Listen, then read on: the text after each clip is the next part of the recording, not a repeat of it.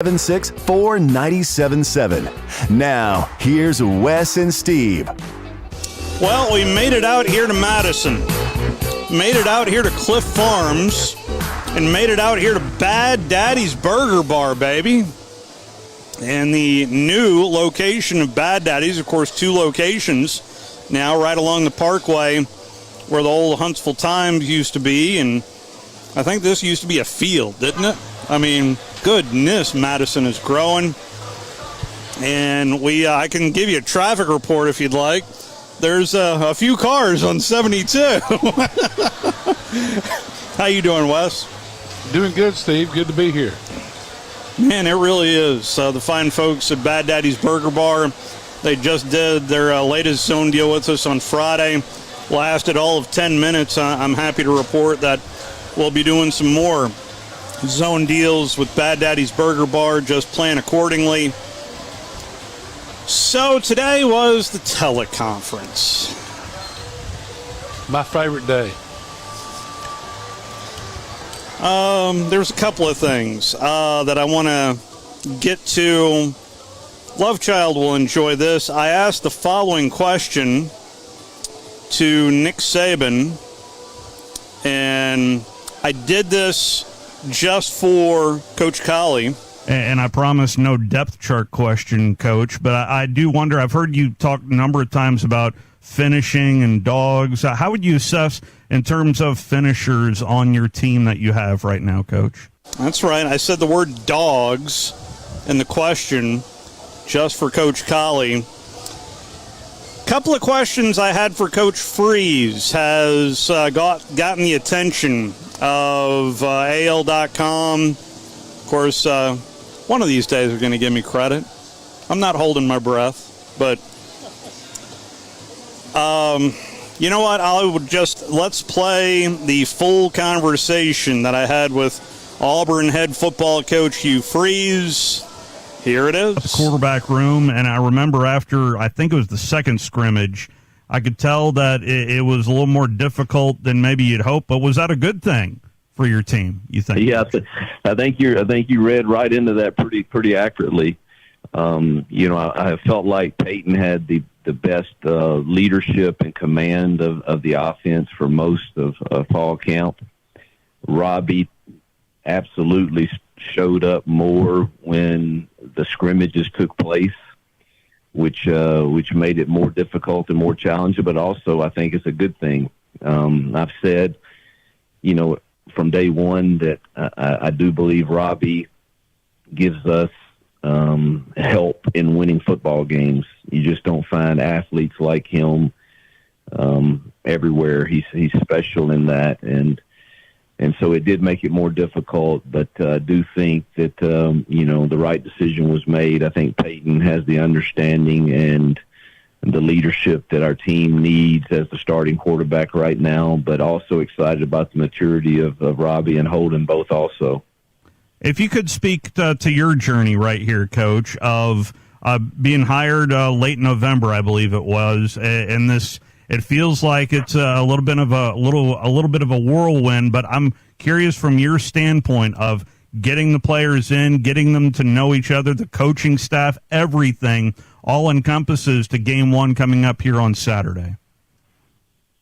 It's been the most challenging and uncomfortable new position that I've ever had, with just everything that is about college football now, and having so many new faces, some of which didn't get here until summer, and trying to formulate a team and a culture that you want with a new staff, and recruiting is quite different, where it doesn't end after February anymore. It was constant all through the spring, and so it's been quite challenging. And still, truthfully, you're still trying to put the pieces together and getting help to drive the culture from the locker room that you want, and how we want to go about setting a standard of how we go about doing things, and how do we hold each other accountable to that. And it's a little more difficult than I have found at previous stops when I've taken over. And But, I'm sure I'm not the only one feeling that way. Even if you've been at a place, I think you can still, experience considerable turnover. And that is the new world we're facing, and we've got to adjust and find ways that work. So I am excited to see, we're at a point now where we get to put a product on the field and see how they gel together and where we're still lacking.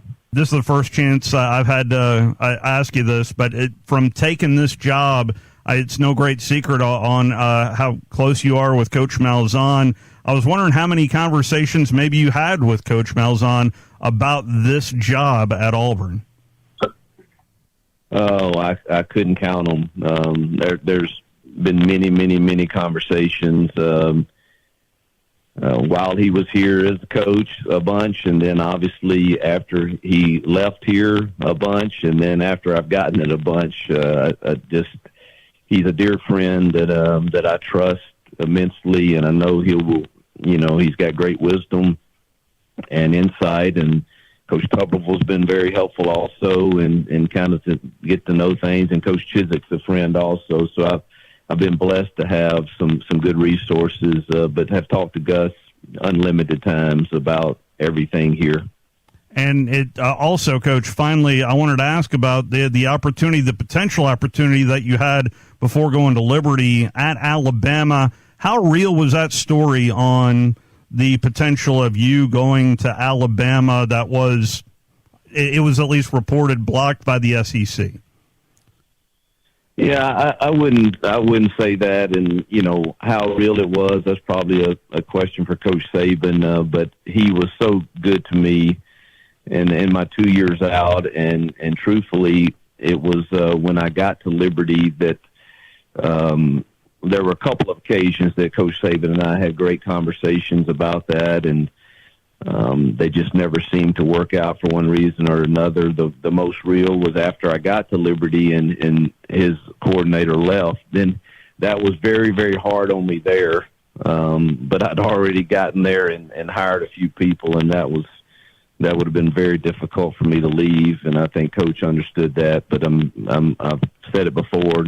I know I'm at Auburn and he's at Alabama, but he and Miss Terry have been very, very good to Jill and I, and I appreciate him even entertaining the thought that could happen during those times. Very candid Hugh Freeze. But yeah, I mean, we all knew that they tried to go down. And yeah. He's, he's a heck of a coach. I think he's going to do a good job at Auburn. It's going to be interesting to see this year. You can hear the anxiety in his voice from all the new and all the, I can't imagine. Lack of sleep, maybe? Yeah, I mean, and going to have fine players. And, I don't know, 3 or 4 of the starters on the offensive line will be from group of 5. You're how right. They do and how they, you have to have questions in your mind. So it's going to be fun to watch. I mean, I'm so excited about everything, what Auburn's going to do, what Alabama's going to do. How I think LSU's been pumped up, and I kind of looked at their roster, and you look at they got 5 or 6 guys coming in from different schools on their defense that are starting. It's going to be interesting to watch them develop, and how do they develop. And anyway, just Texas A&M, a lot of people, I think I said they'd be better. I thought this was the year that they'd be good. Yeah. And I think they will, but, start another quarterback. And, anyway, I just, there's so many questions with every team because of the portal and the transfers and all the different things that go on. And it's like you're building a new team every year. Yeah. Imagine the NFL without the veterans. That's what I look at it. Yeah. Yeah. That's what it is the NFL without the veterans. But you're a veteran at these schools if you've been playing for 2 years. We're live here at Bad Daddy's Burger Bar in Madison at Cliff Farms. We're here till 7. Come on by. We've had plenty of I've had plenty of surreal moments on this show over the past decade. But maybe another one adding to that list was me asking this question to Lane Kiffin today. Been a great fit with. Excuse me, let me try to tee it up a little bit better. Or familiar with him from Well, starters that have played in really big games.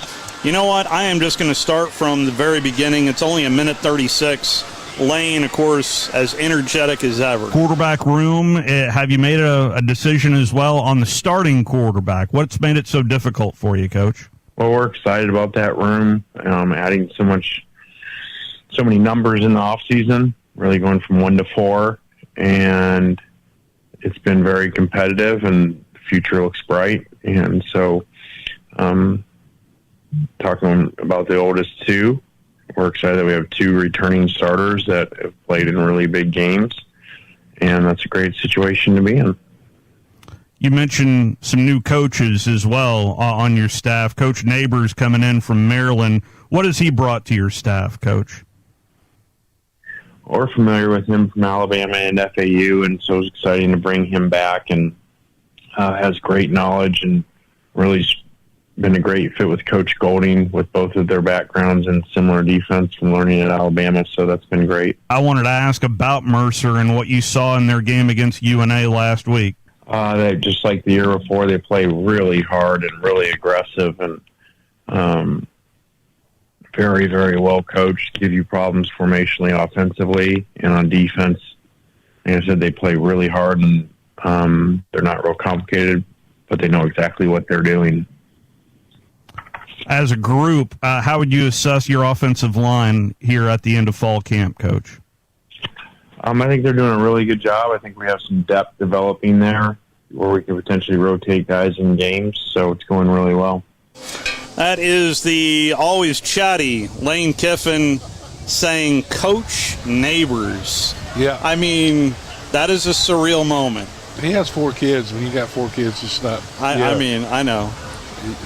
I felt like saying Wesley, Coach Wesley. They don't even call him. They call him Wes, because I told you that story. Yeah, right? I know, but that's why I wanted to call him Wesley.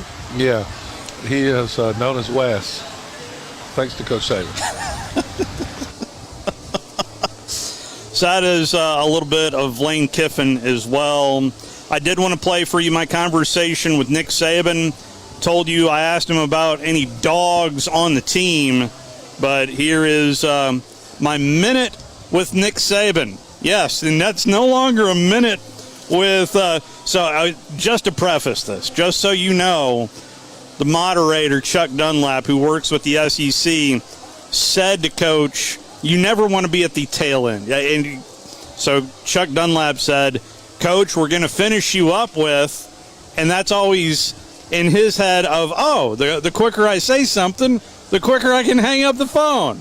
But nonetheless, here is my minute with Coach Saban. I wanted to ask about Caleb Downs. What have you seen out of this young man during this fall camp, Coach? Yeah, Caleb's done a really good job. He's a bright young guy. He's very instinctive.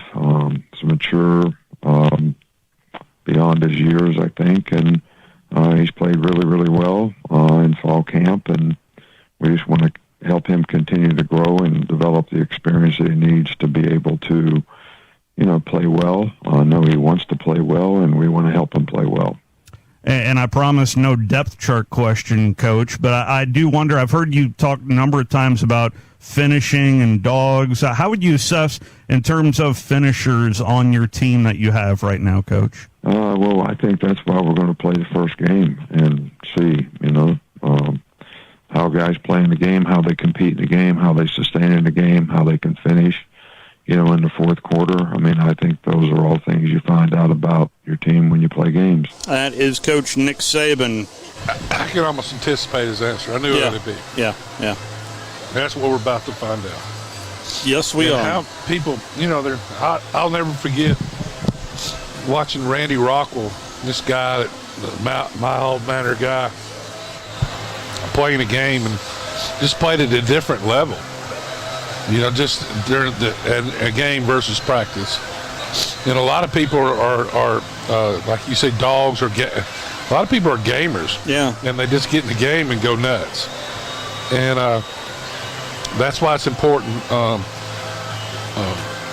to give everybody a lot of these young guys, maybe even guys that you're not sure about, give them a shot in these games and see how they react. Coming up on today's program, we are going to hear from the voice of the Crimson Tide, Eli Gold. It is our first of our weekly visits with the voice of the Crimson Tide. Look forward to hearing from Eli. Plus, which it's Wednesday of a game week, we will hop down to Tuscaloosa in what is the final media visit for Nick Saban before the Blue Raiders come to town in a game that you'll be able to hear right here on 97.7 ESPN The Zone. So here's what we're going to do. I'm also waiting to hear potentially from another guest in hour number 2, but I do also have audio from Shane Beamer. Brian Kelly was interesting. So was Zach Arnett. Billy Napier, I asked him about consistent players. We focus so much on who's improving. I asked Billy Napier, who are guys that you know what you're going to get? And he pretty much, he gave me about 8 or 9 names to be on the lookout.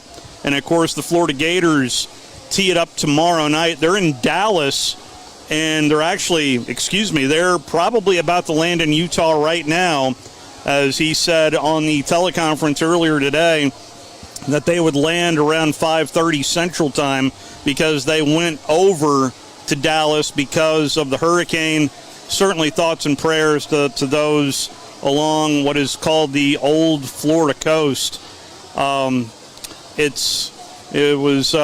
saw some of the images of it and the flooding concerns. I think high tide happened about an hour ago, so it was major concerns on the flooding issue down there in Florida as it kind of loops over towards Valdosta and into South Carolina. I hope everyone came out safe in that regard. Let's go ahead and take an early timeout. Big C, Mark, we'll get right to you on the other side. We're live here from Bad Daddy's Burger Bar.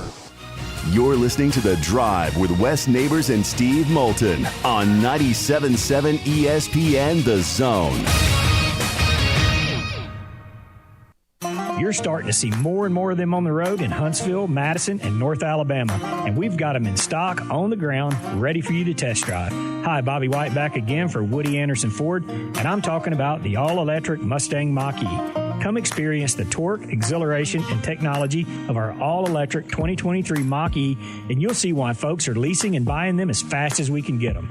And that's not to mention you may qualify for a $7,500 tax credit. Woody Anderson Ford is offering financing as low as 2.9% for 60 months, plus $3,000 in bonus cash on the 2023 Mustang Mach-E. Or you can lease one for $449 a month. And we've also got 23 Bronco Sports for $399 a month. These are 36-month leases with $52.71 on Mach-E, $37.09 on Bronco Sport due at signing. 0 security deposit, just tax tag title, and your good credit. These offers end September 4th. Call 539-9441 for complete details.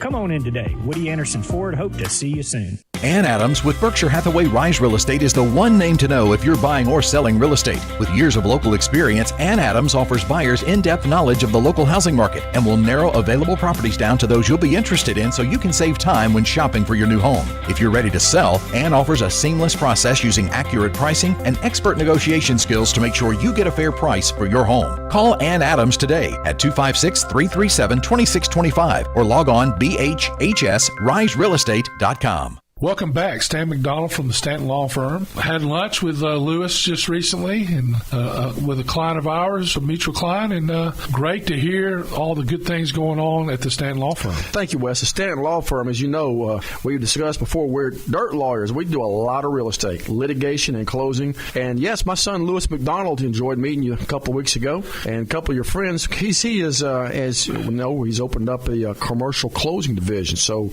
he's really helping a lot of people who are trying to close, buy, or sell on their commercial property. And you can't be in this community doing business without knowing West neighbors. I don't know about that, but it sure was getting to meet another McDonald and talking a little bit about his grandfather, Coach Dye, and Right. the different things. It was a lot of fun. Well, your listeners are really going to enjoy meeting Lewis and you in this community. And like I said, at Jacob Title or the Stanton Law Firm, we close business. We close some good commercial closings, residential closings. We appreciate being part of your show. Hey there, Bob Baumhauer here. Score big deals at Baumhauer's this football season and order from our Inflation Bites menu. Try our Buffalo Wing Special with fries and a complimentary beverage for only $9.99. And what's football without a cold beer? Our pitchers of Yingling and Yingling Flight are only $7.99, served all day, 7 days a week. And huddle up, football fans. Sign up today for our free NFL Pick'em contest at Baumhauers.com for weekly prizes. Baumhauers, legendary fun and legendary food. SportsMed is the official team physicians of the Rocket City Trash Pandas. And if the pros trust SportsMed, you can too.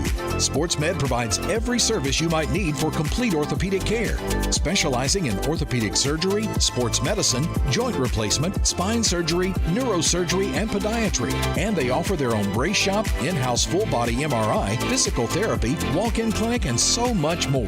4 locations and on the web at sportsmedalabama.com. Hello, listeners. My name is Jonathan Dunwoody, and I own Minuteman Press. We are a full-service print shop that is locally owned and operated. I have personally been handling direct mail for over 17 years and have a great relationship with the USPS. We are the only print shop in the area that is listed as a print provider on their website and the only printing franchise that can use their logo as our partner on marketing materials. We can help from conception to design, print, and delivery to the post office.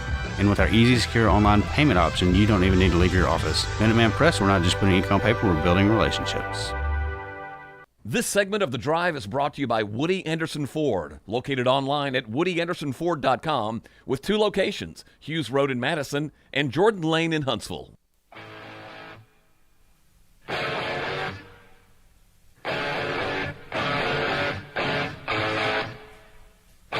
Back here at Bad Daddy's Burger Bar, now 2 locations. We are at the new location out here at Cliff Farms in Madison. And what just a beautiful evening. We're out here on the patio in a beautiful location here at Bad Daddy's Burger Bar. Appreciate the fine folks for letting us set up out here on the patio.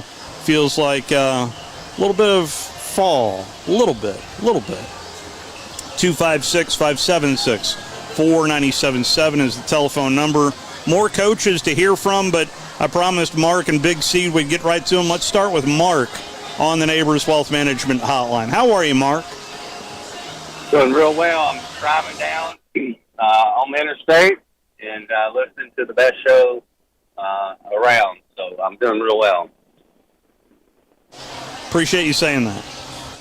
Hey, did you get the email on Leonard's loser?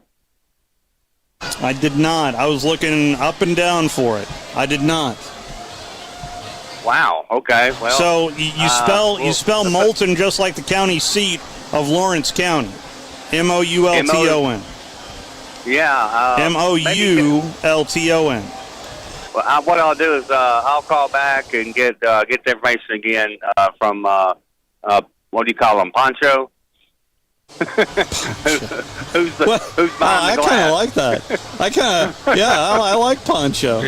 Pancho the Love Child. Pancho and Lefty? Wasn't that the song? Yeah. There you go. Well, I'll get it to you somehow or another. I wanted to mention the team that I think the wrong team favored tomorrow night. Florida's going to go in there and I think they're an underdog by 7 points. 6-point underdog. They're the 6 points. Yeah.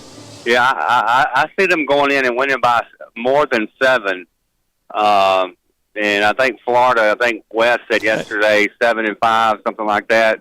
I would not be surprised if Florida's the surprise team, and their only loss will be to Georgia. And we'll see. Really? What year? Yeah. What year is this? I mean, so it's hard to argue about anything. Yeah. Because I haven't seen him play. Yeah. I mean, I haven't seen him practice. Well, this time a year ago, everyone was saying in his opener, well, they're going to lose the opener, but let's see how they beat Utah at home. Lost to Vanderbilt. Yeah, they did. They did. That's a fact. I can't believe that quarterback starting either.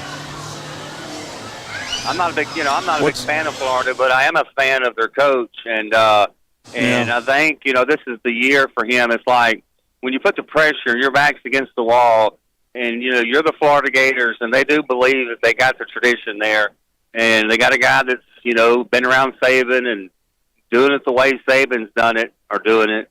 I just feel like there's something down going on in Gainesville that if let's just say they go over and beat them by 14 or 21, what does that mean for the Florida Gators nationally? Well, it's good for the SEC. Yeah. I mean, any win, but Florida's problem is they got to come play a lot of SEC opponents coming up. So I don't know. I mean, next year their schedule's horrible. So if he's going to make hay, he needs to do it now, this year. Right. The last thing, and we'll get Big C on, is I was just going to mention that I think that I actually like Hugh Freeze, and I mean it's the first Auburn coach that, as an Alabama fan, that I like.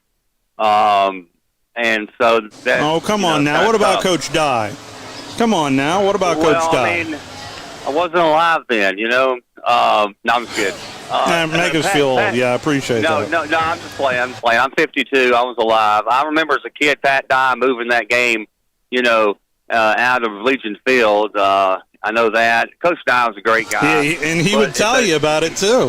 He said that all the money Alabama making, he should have got a percentage of it. But I guess I'm gonna give a plug to Coach Freeze. I think he's a better man than he gets credit for. I think we talked about forgiveness. You got your pastor that comes on from Cross Point or whichever church it is. Pastor D's. The Padre. And I think we need to give the guy a chance. And for the first time in my life, I'm not going to be pulling against Auburn as an Alabama fan. So that's how much I believe in them. So that'd be like me rooting for Georgia Tech. That ain't going to happen anytime soon. I don't know. I really like the guy. I really do. I think he's real. So anyway, thank y'all. Appreciate the phone call. All right. Big C, the floor is yours. Big C. How y'all boys doing today? Well, we're at Bad Daddy's Burger Bar. We're good. That sounds like a fun place there. What kind of burgers? They got all kind of hamburgers. They got a battle for every ass in here. You had the Philly. Yeah, How was the Philly? I had the Philly burger. It was delicious. Basically what it was hamburger made like a Philly on a bun. On a hoagie bun. It was really good. It had jalapenos in it. It was, it was good. Yeah, I got it with a little side salad, Caesar, and the Caesar the dressing was awesome. This place is just quality. It's quality. It's a quality, and they got build your own burger. The people are nice. We're very familiar with some of the waitresses. We know most of the waitresses in town. It's pretty funny, isn't it? I know. Yeah. And so it's like, hey. So it was great atmosphere. We're sitting on the patio. I would have guessed it was hot. It's not hot. It feels great out here. So it really does. I'm excited that. I mean, you go out here at Cliff Farms. This was a cotton field, and now there's every restaurant known to man down here. And we're at one of the, and cars continue to stream on by. It's like this place is growing or something. Right. Yeah, Huntsville up that way. I used to go up there a long time ago, and I got relatives that live there. And it was a small town, but it's not small no more. No, it isn't. I mean, this is literally. I'm in Madison. I live in Madison County, right? And this is literally an hour from my house. I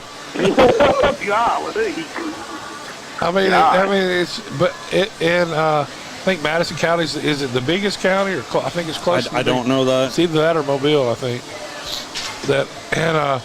But just the way it's growing, and of course the good thing about Baghdad is if you live There's one right next to downtown Huntsville too. That's right. Yeah. So they got 2 locations now, and both great locations. And the people are nice, and the food is good, and it's I would highly recommend it. I got a question to ask you, Wes. First game was the point spread being 40. You think Alabama can cover it or not? That sounds like it might be. Oh yeah, well I think they can. Will they? I don't know. Yeah, I wouldn't be surprised to see. It's a lot of points. Middle Tennessee backdoor cover of the line. That's what I hope happens anyway. I mean, this team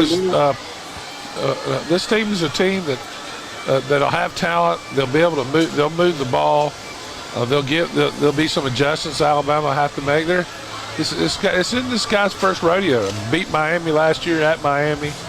Has won that conference a couple years back, not long ago. They've had all year to prepare. It's going to be interesting to see how Alabama handles adversity, especially at quarterback, right? Yeah. You don't want the quarterback looking over his shoulder the whole time.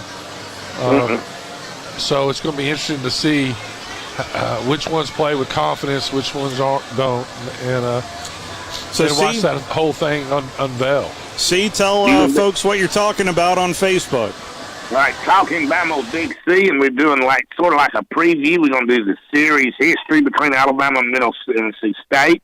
Also, we're going to mention what Alabama's record is on September the 2nd.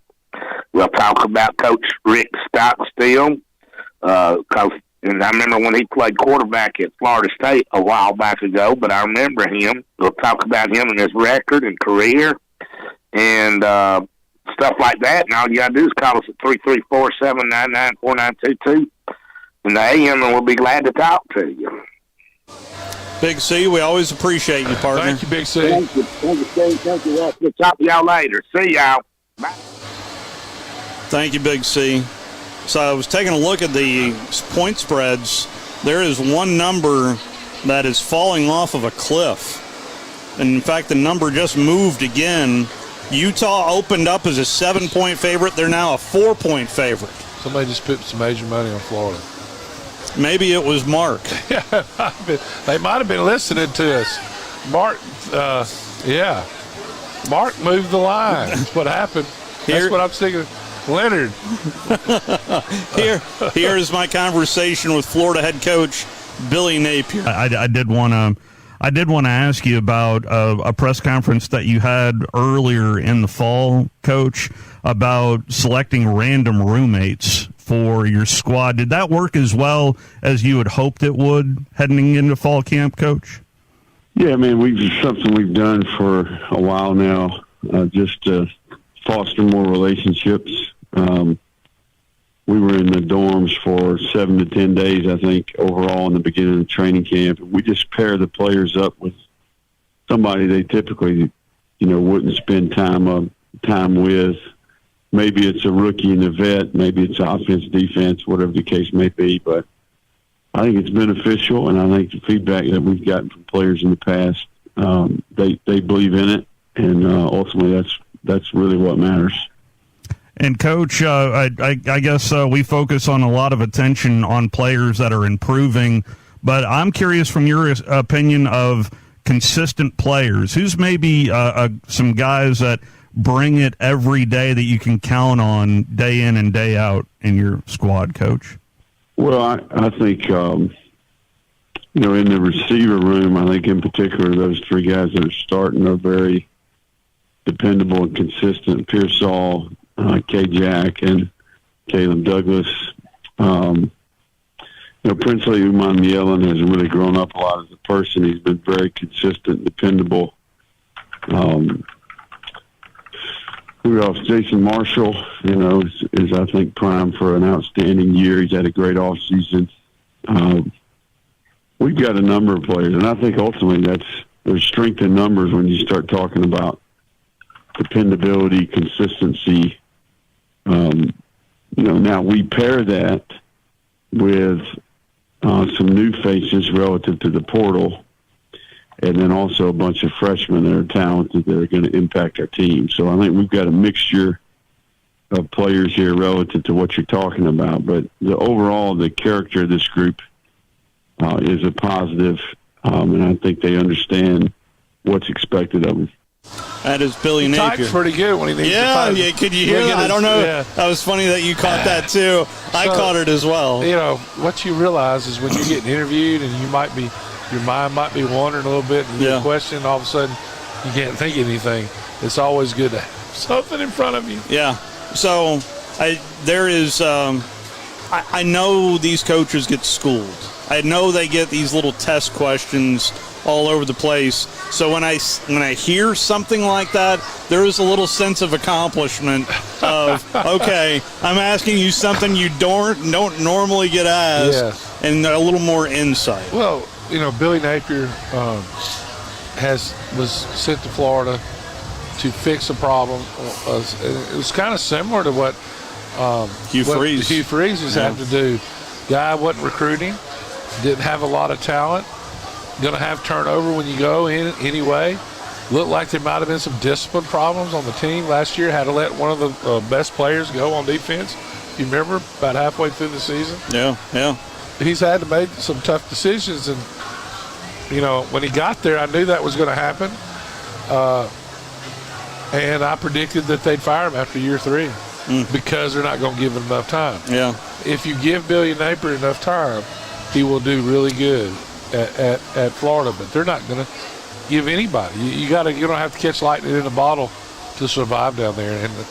And sure enough, I was listening to people calling already, you know, running them down the road. And this is year 2. Not Mark. Yeah. Not Mark. Well, Mark thinks you're going to be good. And I think, I'm not saying Mark's wrong. Yeah. He moved the line. We don't know. Points. Yeah. By the way, I think they'll lose more than to just Georgia. Also, a new head coach is Zach Arnett. I asked him this question. And, Coach, I couldn't help but notice in your press conference, no tie. Was that maybe a tip of the cap to Coach Leach? I'll give you that answer coming up in hour number 2. But we do need to take our final timeout. The voice of the Crimson Tide, Eli Gold. He'll join us next, right here as we're live from Bad Daddy's Burger Bar. You're listening to The Drive with Wes Neighbors and Steve Moulton on 97.7 ESPN The Zone. You're starting to see more and more of them on the road in Huntsville, Madison, and North Alabama. And we've got them in stock, on the ground, ready for you to test drive. Hi, Bobby White back again for Woody Anderson Ford, and I'm talking about the all-electric Mustang Mach-E. Come experience the torque, exhilaration, and technology of our all-electric 2023 Mach-E, and you'll see why folks are leasing and buying them as fast as we can get them. And that's not to mention you may qualify for a $7,500 tax credit. Woody Anderson Ford is offering financing as low as 2.9% for 60 months, plus $3,000 in bonus cash on the 2023 Mustang Mach-E. Or you can lease one for $449 a month. And we've also got 23 Bronco Sports for $399 a month. These are 36-month leases with $52.71 on Mach-E, $37.09 on Bronco Sport due at signing. 0 security deposit, just tax tag title, and your good credit. These offers end September 4th. Call 539-9441 for complete details. Come on in today. Woody Anderson Ford, hope to see you soon. When you call most roofing companies, all you'll hear is, you need a new roof. Not when you call Fleming. At Fleming Roofing and Restoration, we're focused on your needs, whether it's an easy repair or a full roof replacement. Folks around here have trusted Fleming since 1965 for all their residential and commercial roofing needs. And as the area's storm damage experts, Fleming knows all the ins and outs of the insurance claims process. Log on FlemingHSV.com to schedule your free estimate today. Fleming Roofing and Restoration. We show up. The best place to get 50s diner-style homemade delectables is Bubby's Diner. Located at 8412 Whitesburg Drive Southeast, try their all-new expanded breakfast menu with homemade waffles, omelets, and shrimp and grits. With 3 generations of experience, Chris Bubby Belcher has the best burgers in town. Don't forget to leave without a homemade pie or a hand-spun milkshake. Give Bubby's a call today at 256-513-8080. Bubby's Diner, home of the donut burger. It just works. Picture this. You're at home, doing whatever it is you do. Then, pow! The power goes out. Then what? Well, at my house, life goes on. We have a Generac automatic home standby generator from Current Electrical and Generator Services. For your home security and peace of mind, get a free personal consultation on how a Generac automatic home standby generator can protect you. Current Electrical and Generator Services. Call or visit us on the web at HuntsvilleGenerators.com. You've got the power. When I chose a garage door company, I did my homework. I needed Precision Overhead Garage Door Service. They have a 5-star Google rating. I checked the reviews and liked what their customers had to say. Precision Overhead Garage Door has lifetime warranty packages. Same-day service if I call before 2 p.m. If they can't make it the same day, my service call fee the next day is waived. They did a 25-point safety inspection on the door and operator. Now that's peace of mind. Residential, commercial, and gate services. Precision Overhead Garage Door Service. Call 256-400-4500. Thom Abraham here for my friends at Alumni Hall. Alumni Hall is the ultimate shopping experience for Alabama and Auburn fans. Located right here in Huntsville, come shop the best selection of officially licensed apparel, hats, Yeti, accessories, and gifts. Whether you're heading to the spring game or shopping graduation gifts or just love to show your school pride daily, come see us at Alumni Hall. University students, faculty, and military receive 10% off in store, and you can earn cash back with our Hall Pass rewards. Alumni Hall, located in Bridge Street Shopping Center, or shop anytime at alumnihall.com.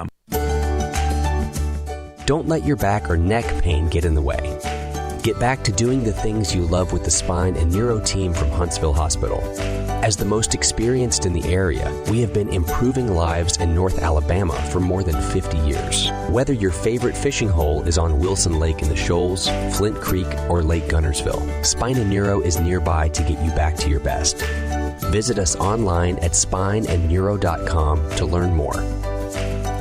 From the Fox 54 Weather Center, I'm Chief Meteorologist Jordan Dressman. A partly sunny sky this afternoon, maybe an isolated shower across northeast Alabama. Otherwise, the vast majority of us are going to be dry. It is going to be just a touch on the breezy end of the spectrum. Sustained winds 15 to 20, wind gusts 20 to 30 miles per hour. Otherwise, temperatures climb into the mid and upper 80s. We're dropping into the upper 50s, lower 60s as we head into the overnight, early into your Thursday morning. Thursday afternoon looks absolutely fantastic. Plenty of sunshine, temperatures climbing into the mid and upper 80s. We drop into the mid 60s through the overnight, early Friday morning. A partly sunny sky Friday afternoon. Temperatures climbing into the upper 80s and lower 90s. It'll be a beautiful Friday evening for some high school football. A partly sunny sky on Saturday. Temperatures hanging out in the upper 80s and lower 90s. I'm Chief Meteorologist Jordan Dressman on your home for ESPN Radio, 97.7 ESPN The Zone. Listen each Friday to the Woody Anderson Ford High School Football Scoreboard Show, powered by the Huntsville Sports Commission on 97.7 ESPN The Zone.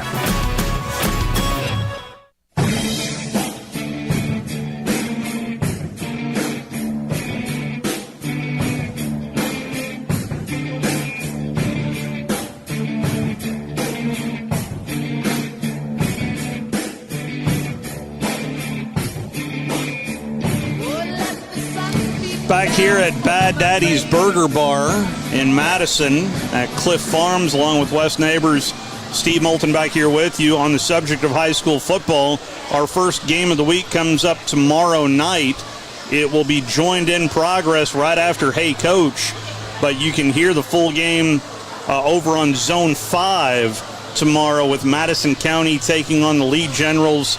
I'll be on the play-by-play call. Scott Tyson will be roaming the sidelines, and the voice you will be hearing before that over the airwaves is joining us right now. He is the voice of the Crimson Tide, and it's brought to you by Fleming Roofing and Restoration online at FlemingHSV.com.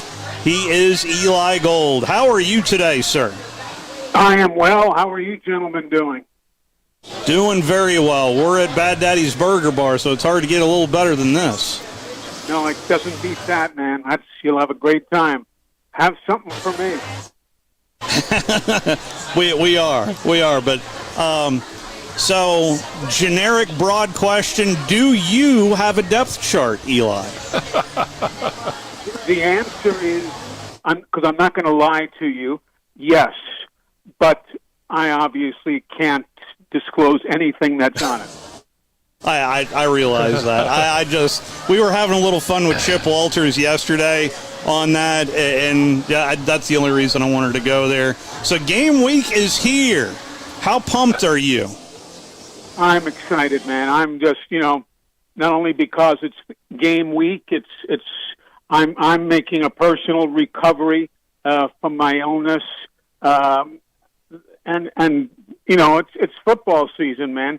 What more do you need to get yourself psyched up, you know?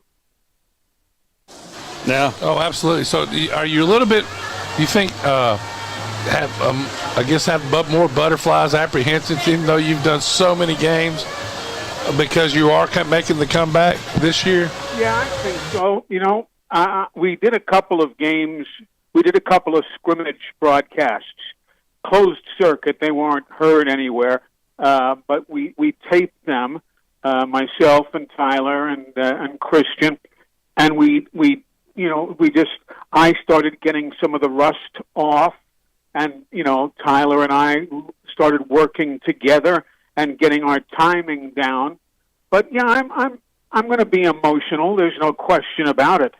You know, not only it's because it's what I do. I love doing the Alabama games, and obviously it's been a tough year and a half. But you know, everybody's been so wonderful, and I'm looking forward to having an outstanding weekend. And let me go back and clarify my answer about the depth chart. I have one of my own. I don't have anything yet from the coach. Okay, I've gone to practices, I've watched the scrimmages, and I've made notes like we all do, and I made notes as to who I think, you know, is where, and you know what I think the starting line would be, and who I think would be the backup, and all that. Do I have anything of an official nature? No, I don't. But I do have an Eli version because I needed something to work on and get ready for the broadcast.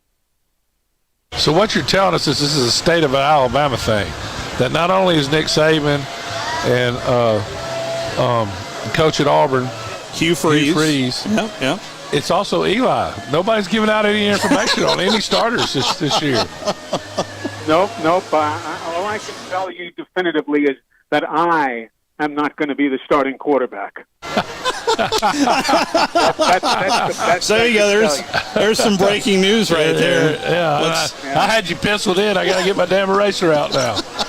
You know, I saw a text my wife passed along to me from a friend of ours, not to drop names, but she is a news correspondent for CNN, Caitlin Collins, who works for them, and she's a Bama graduate and so on and so forth. And she put out I don't know, I'm not on any social media, so I don't know where it was from, but my wife handed it to me this morning, and there was a picture of Caitlin saying, you know, I am not going to be Alabama's starting quarterback. And so I texted her, because I've known her for years. I texted her and I said, now what happens, though, if they put you in at the last second? I said, I need to have some pertinent information about you. And she said, well, just say I'm, and she's a skinny little mini, okay? She's a small woman. And she said, I'm 6'3", 275 on the inside, is the way she put it. So she's a tough little cookie, but yeah. She's a bulldog, right? Well, so Eli, what are you expecting from the quarterback position this year? I mean, do you think it'll be decided in the first game, or this is going to be an ongoing thing? I have no idea. I have absolutely no idea. I'll tell you, I watched the scrimmages. I've been to some practices. Everybody, when I say everybody, I'm going to zero in on the top four, or you know, and in whatever order you want. You know, Buckner and Lonergan and Milroe and Simpson and whomever. They are all talented. They all have shown some really good things. They all have shown some things that I'm sure bothered the coach on occasion. So, you know, I don't know what's going to happen. I don't know. And as we have seen, obviously, Coach Saban has no problem changing personnel around as the season goes, quarterback or otherwise. So I don't know. We'll all sit and watch it together and see how it unfolds. The interesting thing, too, is that these guys bring different, what do I want to say, different style or different strengths probably is the better way to put it. So you're not going to confuse Jalen Milroe with Tyler Buckner, with Ty Simpson, with Dylan Lonergan. They all have very, very different but standout talents. So it's going to be very interesting to see. We are, by the way, in a holding pattern as Coach Nick Saban is scheduled to talk to the media here momentarily as we're talking to Eli Gold, the voice of the Crimson Tide, courtesy of Fleming Roofing and Restoration. But a lot of talk about the offensive line and how physical the offensive line. What has been your impressions of what you have seen out of this offensive line, sir? Well, they have been impressive, but so too has the defense. That's the thing when you're watching these scrimmages. You've always got to remember that when one side does something real good, the other side struggled, and they're all on your same team. So, but yes, Proctor and Booker, and we've seen Darian Dalcourt, of course, over the past years, and Seth McLaughlin, and J.C. Latham. I mean, there's a group right there that is going to get all sorts of accolades, I would assume, this year. And I don't know who else is going to play, whether it's Roberts or whomever, but there's going to be a lot of talent right there. And so, too, on the defensive line, with a Boygby back and, Jaheim Otis, who looks really good, and Keenan and Tim Smith, who we know from years past, and Latham. There's a lot of there's a lot of talent on this ball club. That's what I said before. If you're recruited by Nick Saban to play at Alabama, you're good. You're good.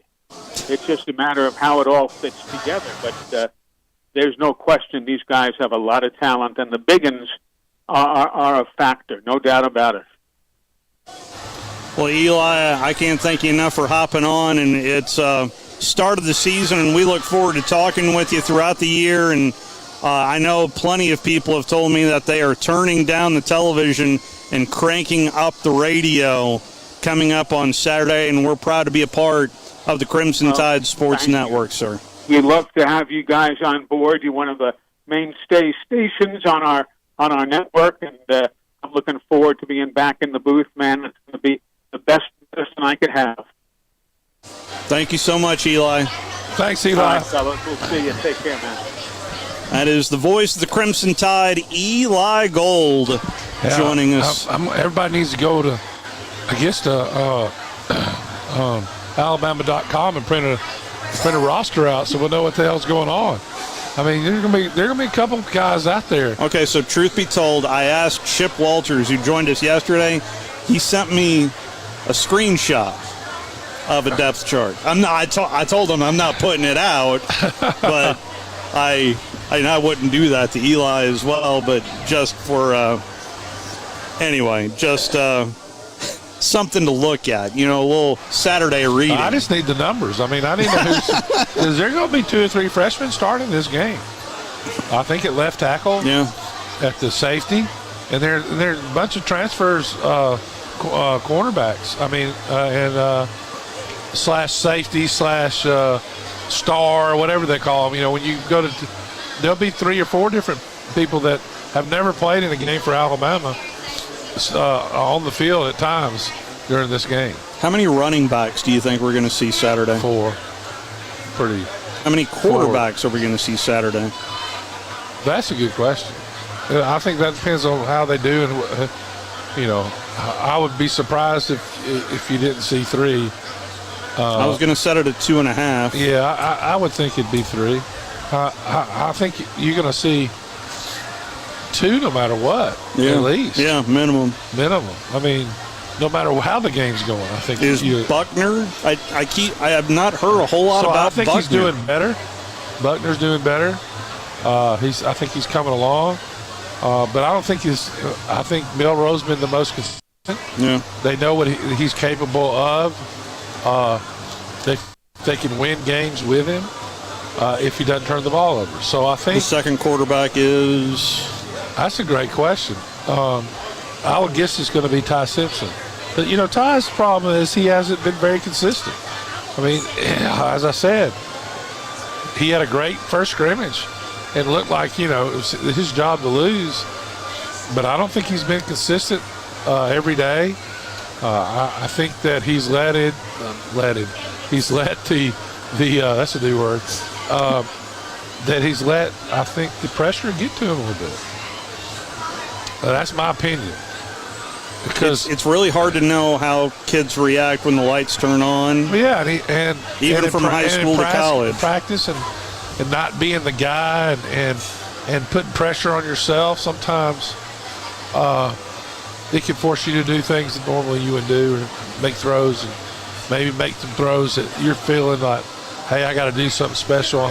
And you're playing against a really good defense every day in practice too. Justice Haynes, is he? I think he's behind because of injury. I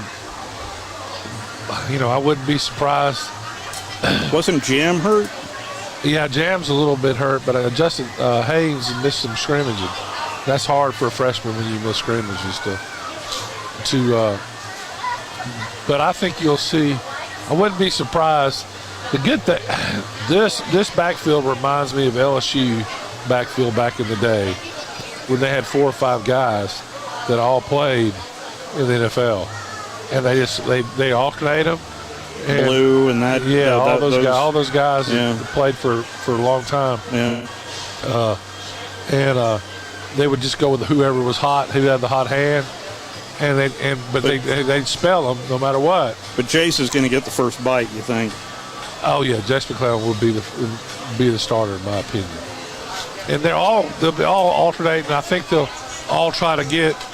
They like to use 5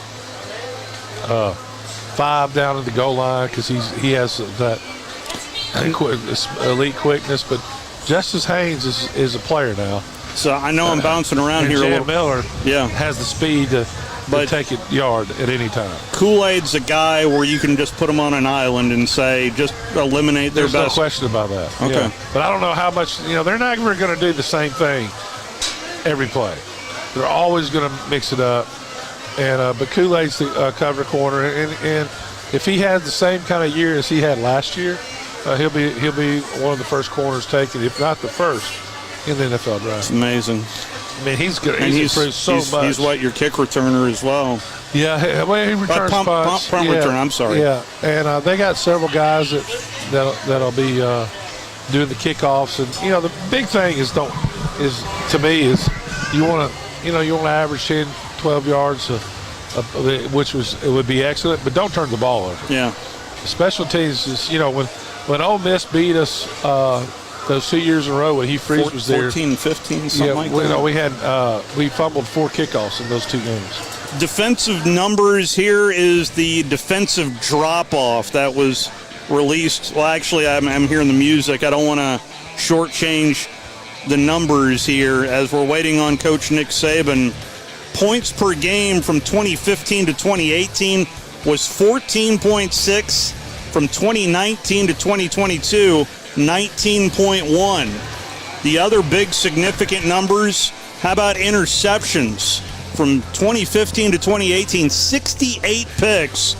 Over the last handful of years, from 19 to 22, 51. Yeah, see, I think that's the biggest number. All the other ones really don't matter. Even defensive touchdowns, 22 to 11? Yeah, that's where that goes wrong with the interceptions. Because 11 of those that didn't happen were interceptions. And also there was a big year where all they had was defensive scores. We'll be right back. Maybe sooner than you think. Thom Abraham here from my friend Brian Hamaker and his team at North Alabama Mortgage. Look, buying a home is the biggest purchase you will make in your life, and it can be a bit intimidating, so you want people that can help walk you through the mortgage process and get you the best deal possible. That's what North Alabama Mortgage does, and they do it in Alabama, Tennessee, and Florida, from first-time purchases to refis, conventional, VA, FHA, and USDA loans. They have the solution at North Alabama Mortgage. Visit NorthAlabamaMortgage.com to learn more. That's NorthAlabamaMortgage.com. Tom Luganbill here for my friends at Woody Anderson Ford. Bobby White and his team take great pride in their service department, and you can see it the moment you walk into those beautiful... Set special. Everybody wants to be extraordinary. Everybody wants to win. I mean, you could ask any team in the country, do you want to be number one? And everybody would raise their hand. But are you willing to do all the things you need to do to accomplish that? Get out of your comfort zone. Be accountable, have the discipline to do things day in and day out, play in and play out. That will make you be able to accomplish and do things at a high level. And this would be true no matter what you do. And at this point, we don't have a lot of practice left, but we have a lot of opportunity to get a lot of mental practice, which will enhance your preparation in terms of going out there, being able to execute, have confidence, not make mental errors, and everybody be accountable to each other and create great team chemistry, which will be a real starting point of trying to create the kind of identity that would like to create. So every team that you play creates lots of challenges in terms of the way you technically have to prepare, and they all have players who can make plays. So it's up to us to control what we do in terms of how we play and the focus that we have in terms of how we want to go out and execute together as a group. Hey, Coach. What kind of progress have you seen from Ty Simpson from the spring until now leading up to game? Ty has, done a really good job. I think, all the quarterbacks have made significant improvement. I think Ty has made improvement. I think, one of the hardest things to not get involved with is to be outcome oriented and, to show your emotions when, things don't go exactly like you want them to. And, that's one of the things that I think has helped all of our quarterbacks, especially Ty, improve on. Mistakes are opportunities to learn, get better, grow, and how it affects his execution in a really positive way. How has Danny Lewis Jr. looked at tight end, and do you see him more as a flex out type tight end or more of a traditional Y type?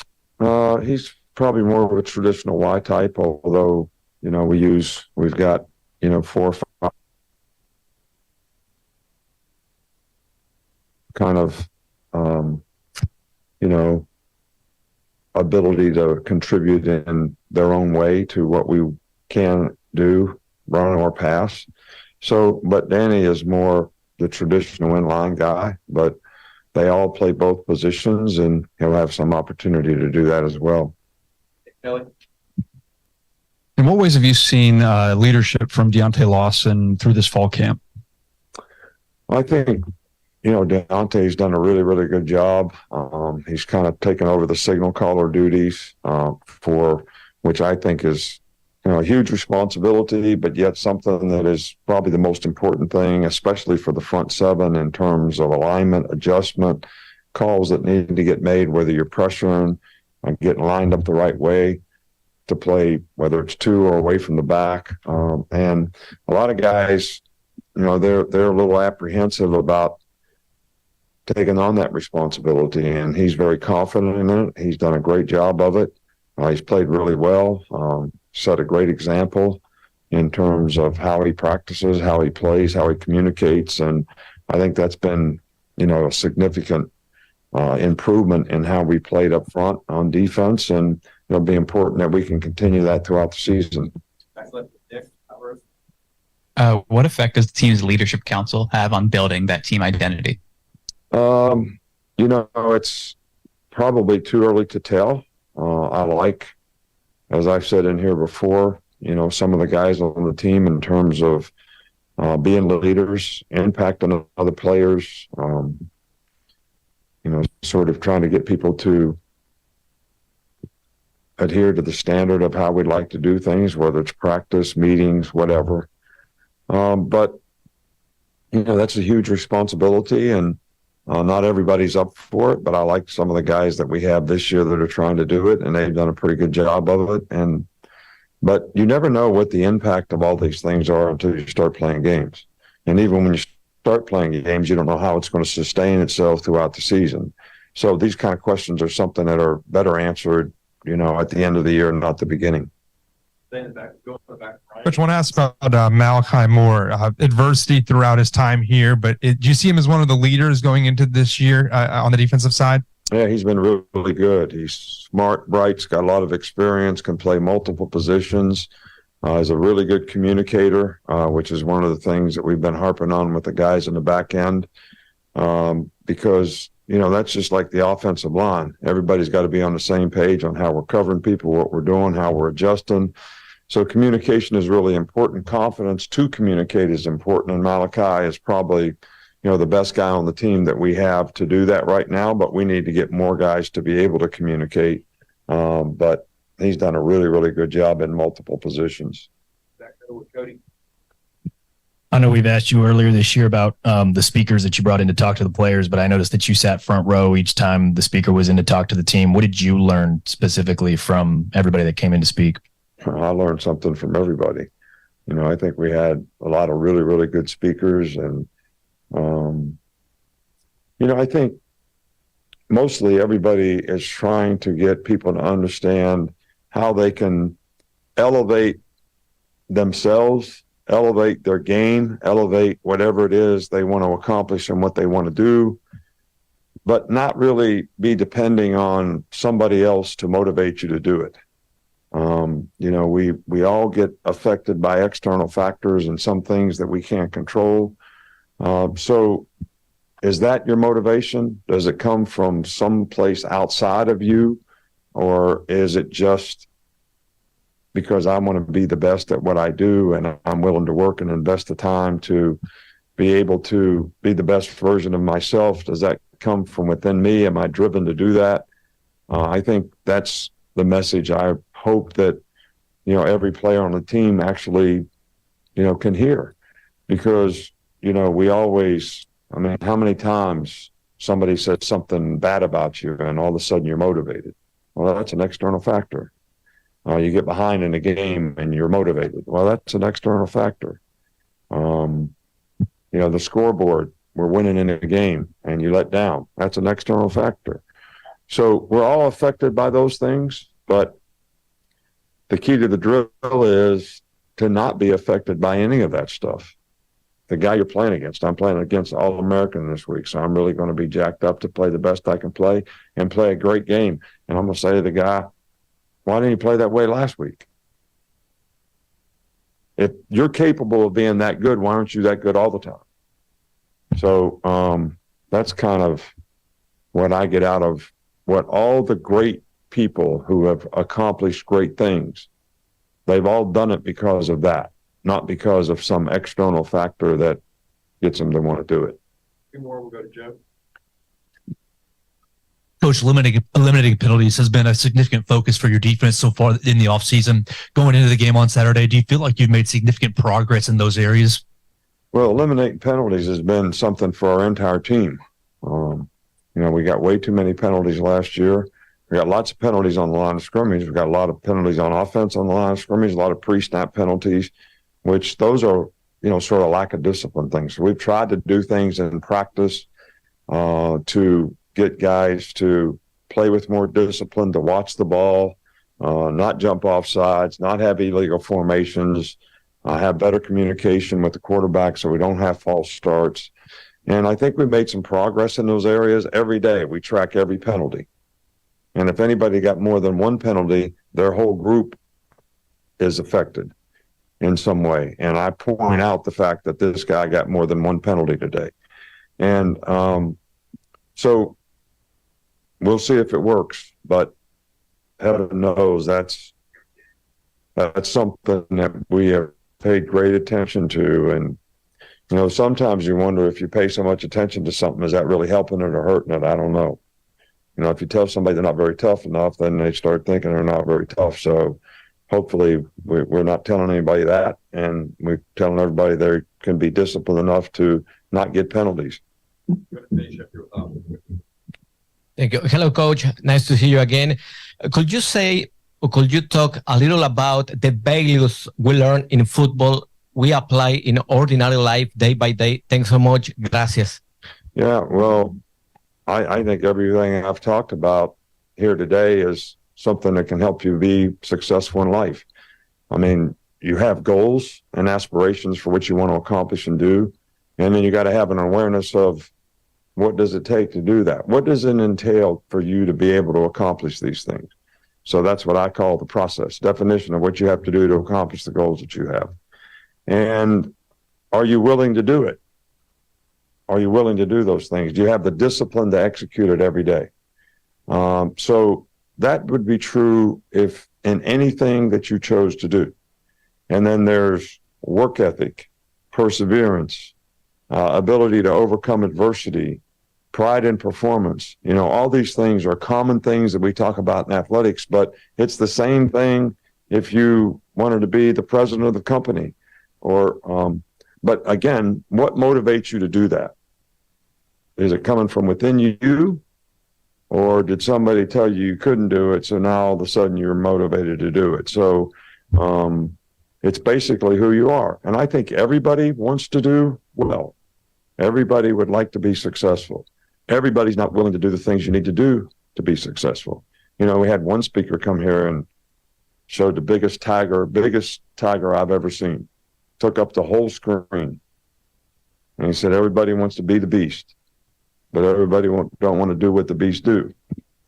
So if you want to be the beast, you got to do what the beast do. All right, thanks. Nick Saban press conferences on 97.7 ESPN The Zone is brought to you by McCurry Van and Car Rental. Our locations in Athens and Huntsville can serve your driving needs. Whether you need a car for 2 days or a passenger van for 2 weeks, we've got you covered. Rent local, rent McCurry Van and Car. This is Sports. I'm Kevin Winter with the NFL season right around the corner. Bengals quarterback Joe Burrow returned to practice today for the first time since he suffered a calf strain back on July 27th. During the session that was open to the media, Burrow participated in all throwing drills and with the team's backups. He missed the last 6 weeks recovering from the injury, and his return offers a sign of hope that he'll be ready to play in the season opener on September 10th against the Cleveland Browns. Chiefs general manager Brett Veach said today there's still a chance that Chris Jones could play in the season opener a week from tomorrow night against the Lions, despite Jones continuing his contract holdout. The All-Pro defensive tackle has 1 year left on his current deal. He's missed all of the summer workout period. And as recently as last week, head coach Andy Reid said there had been no communication with Jones or his agents on any deal. Baseball this afternoon, the Cubs knock off the Brewers 3-2 at Wrigley.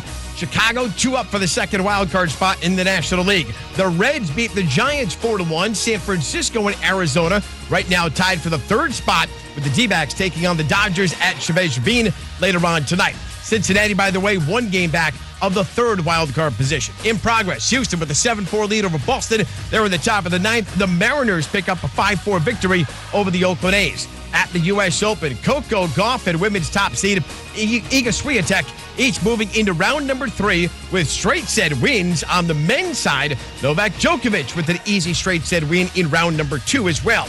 Tonight in prime time, Caroline Wozniacki faces 11th seed Petra Kvitova on Ash Stadium. This after the men's 10th seed Francis Tiafoe takes the court at Ash right now on ESPN television.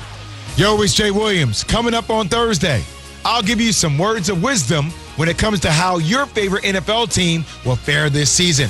That and more beginning at 6 a.m. Eastern on ESPN Radio, ESPN2, and ESPNU.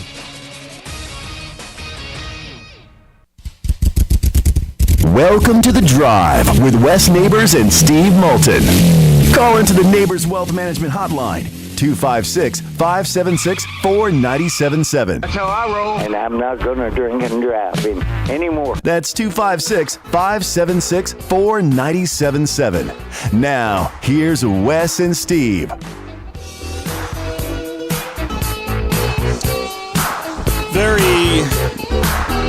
Delightful. It was good stuff there from Coach Nick Saban. Our apologies. We had to interrupt Woody Anderson Ford's commercial, but we certainly do appreciate Woody Anderson Ford. They are our first hour sponsor, have been, it feels like, for the duration of this show, which has been on now for over 10 years. So if you're in the market for a new or used vehicle, by all means, head on over to Woody Anderson Ford if you need to service your vehicle. It's Woody Anderson Ford. I mean, whatever you need, Woody Anderson Ford will get you covered. 256-576-4977, the telephone number. Interesting what he had to say on penalties right there. Well, yeah, what they were doing, yeah. Yeah. So, Coach Glanville sent us something. Yes. He says, yes, he does. Penalties are selfish, and penalties are will get you beat, and did last year. Part of the reason penalties and mental errors should be avoided, and the part about, you know, playing because the guy's good, you should play good every game. I agree with that 100%. You know, you don't worry about who you're playing against, because if you're not ready to play, you'll get embarrassed by whoever's over there. I mean, really, it does. You know, you better be preparing and getting better every game, so when you do face that guy, you know how to go about it. But I got a news flash, especially in the Southeastern Conference, everybody's good. Yeah. Everybody's good. Yeah. Now, you're gonna play against some guys that are better. I mean, you know, but you better be getting better every game, sharpen that steel, and working on the things that he does well, that you see on film, and then learning how to do different stuff. Because if they find a weakness, you're gonna see it the rest of the year. Coaches to win national championships within the first 2 seasons. The list begins with Bob Stoops at Oklahoma. He did so in his second season. Larry Coker the following year. He did it in his first season at the U. Jim Tressel won the national championship in his second year at the Ohio State. Florida's Urban Meyer did it in year 2, and so did Gene Chizik at Auburn in year 2. And none of those guys are coaching anymore. And it is year 2 of Brian Kelly. And there is a lot of expectations for this team this year. A lot of people picked them to win the West and the SEC. I think they have a chance to win the West, but I don't think they're a favorite. To me, they're never were a favorite. Well, let's hear from Brian Kelly from earlier today. The SEC teleconference had a chance to talk with the second-year man in charge down in Baton Rouge. Jordan Travis, and what kind of challenges does he present to your defense, Coach? Well, I think it's well chronicled what he's done. I mean, I faced him, let's see, 1, 2, 3. This will be 4 times now. So I know him quite well. First of all, he's a great competitor. I think a lot of times we talk about skill set. We forget about how great of a competitor he is.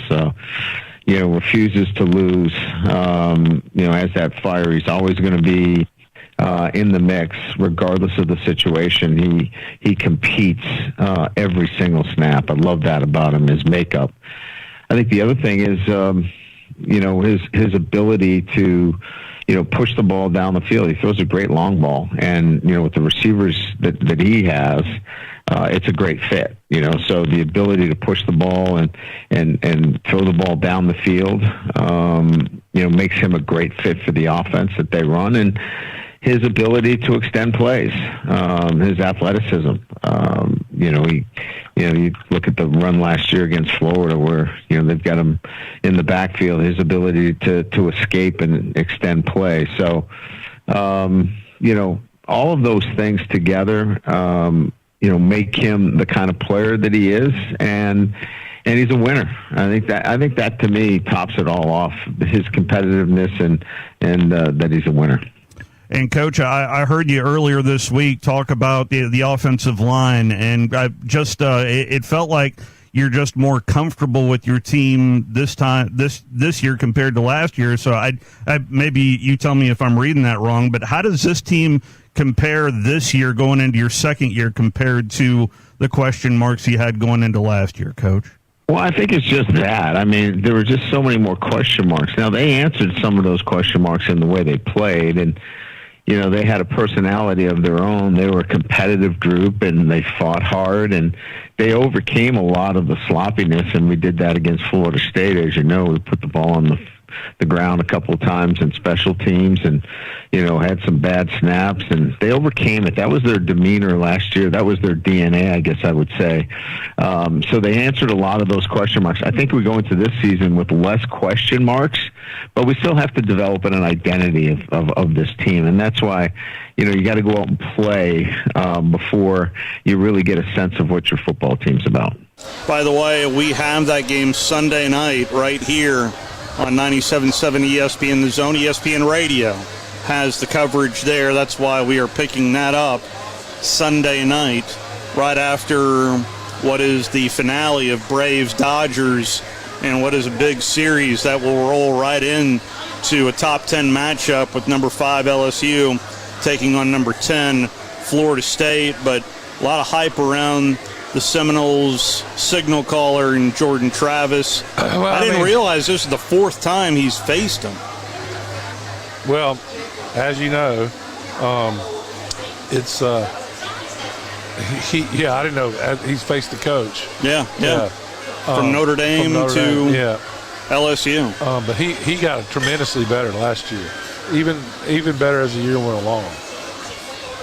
So of that. He is more comfortable, especially there were huge question marks along the offensive line for LSU this time a year ago. There's not as many this year. No, I mean, they're still sophomores, but they've been through a year. What are they going to do to be able to protect the quarterback? You know, they're running back. They got some guys hurt at running back. Now they have, you know, they always seem to find one, right? They do. They do. You know, it's like they pluck them out of the Mississippi or something. Yeah, to me, is watching LSU's defense. How are they going to play? That's what's going to be interesting to me. And we weren't talking about Harold Perkins this time a year ago. I do wonder if there is somebody on that defense that we're not talking about that's just lying in the weeds. Well, you know, you think one of those 5 or 6 guys they got it starting that are transfers, that there'll be some good ones amongst them. But you know, it's just, to me, it's who's the leaders, who's going to be when you got that many people that weren't there last year. Then you look also at the number of freshmen in their 2 deep. It's just going to be interesting. As our guy yesterday said, you know, he doesn't expect to be as good as people think he's going to be this year. He thinks next year is the year. We'll see. We will indeed. Let's go ahead and take our first time out. Phone lines open to you as we're live here from Bad Daddy's Burger Bar. We will be right back. Log on today, 977ESPN.com. You're listening to The Drive with Wes Neighbors and Steve Moulton on 97.7 ESPN The Zone.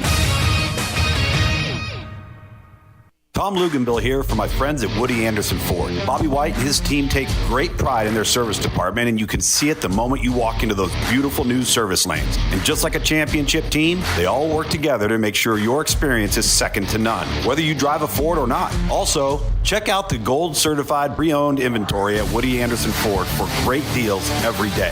Stop by and see them at Jordan and Sparkman or at Woody Anderson of Madison on Hughes Road, or visit WoodyAndersonFord.com. These days, saving time is important, and saving money is even more so. That's where Eagle Masonry and Insulation comes in. Over the years, Eagle has expanded their services to meet the needs of folks like you in our area. If you're ready to lower your utility bills, Eagle can insulate your home and help you save money with fiberglass, spray foam, and cellulose insulation, and can help you decide what's best for your project. Call Eagle Masonry and Insulation today at 256-755-1556. Eagle saves you time, and Eagle saves you money.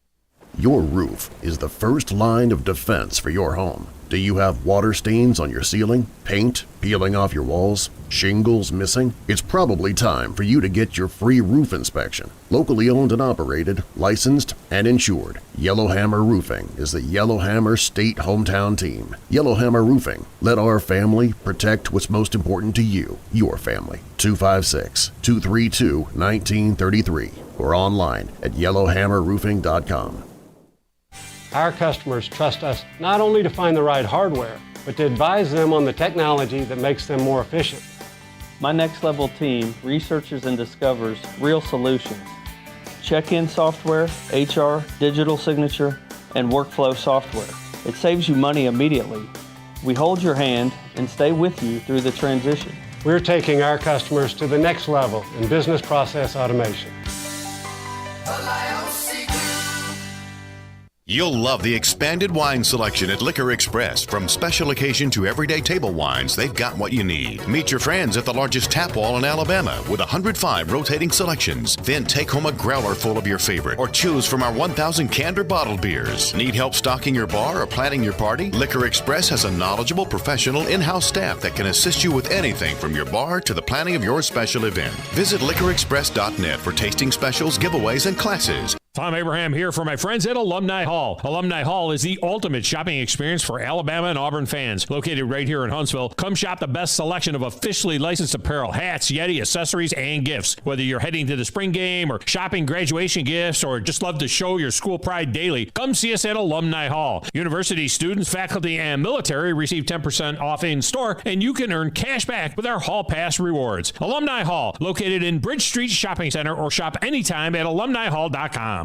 If you work in a dangerous or logistically intense industry, you know good training can be a challenge. There are training costs, safety concerns, and difficulty replicating real-world scenarios. There's a better way used right now in the Army and in all our armed services to better prepare our heroes, and it's available to you in your organizations. Higher Echelon's Game Development Team is revolutionizing learning in military training, dangerous industry, STEM, and sports performance domains with cutting-edge virtual training that immerses you in lifelike scenarios without the cost and safety concerns for trainees. With Higher Echelon's game-based training, you'll experience realistic simulations, precision accuracy, and unparalleled safety. Higher Echelon founder Dr. Joe Ross is retired Army who played and later coached for the cadets and puts that experience to use. His team has been building cutting-edge virtual training environments for soldiers and clients for a decade. Higher Echelon, the name you can trust for advanced training solutions. Reach out at higherechelon.com to get your free consultation.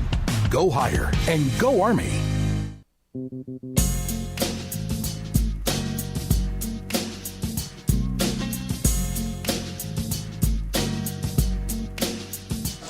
So we've been on for an hour and 27 minutes here live from Bad Daddy's Burger Bar out here in Cliff Farms.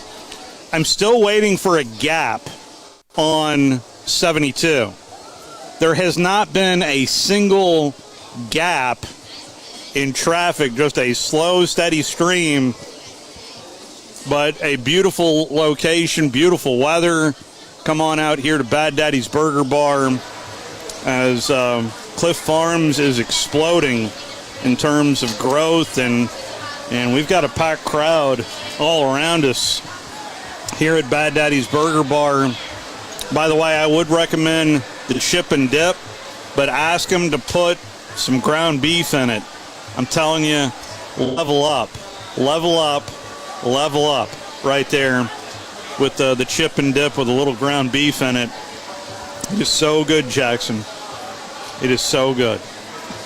256-576-4977, the telephone number, 256-576-4977. I mentioned that I talked to the new man in charge at Mississippi State, as they prep for southeastern Louisiana, the Lions, this weekend for the home opener and the opener for Zach Arnett.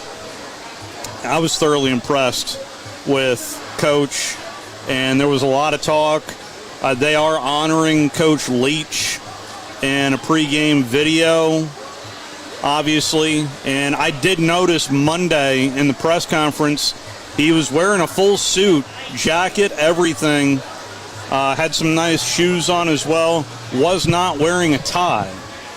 And I asked Coach whether or not that was a tip of the cap to the man that we all know and loved who despised ties, and that is Mike Leach. But here is my conversation that I had with Bulldog head football coach Zach Arnett. Hey, Coach, appreciate the time here today. And you mentioned the experience on your team. How much has that translated into what you see on the practice field heading into game one for you, Coach? Yeah, I'll be honest with you here because I think maybe some people commented on it, but on our depth chart, is you got a lot of experience, but then right behind them is a lot of freshmen, and that's kind of what we look like on the team. When the ones go out there, it looks like we kind of put a group of guys out there who all know what they're supposed to be doing, where their eyes are supposed to be, how they're supposed to react, and then when those twos come out, man, they don't look the same. So we cannot afford for a whole. We got to have a good mixture. We can't afford to just full line change, put our twos in, or else it doesn't look near as quality of football.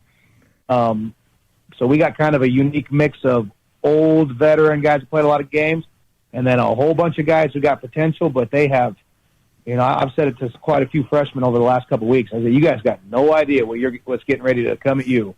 The speed, the suddenness of everything, and so we're going to have to break some guys in and hopefully get them some reps and get them some experience because right now we need to develop depth in a hurry because if we lose one of them older experienced guys off the field, we don't put in a replacement who plays at the same level right now.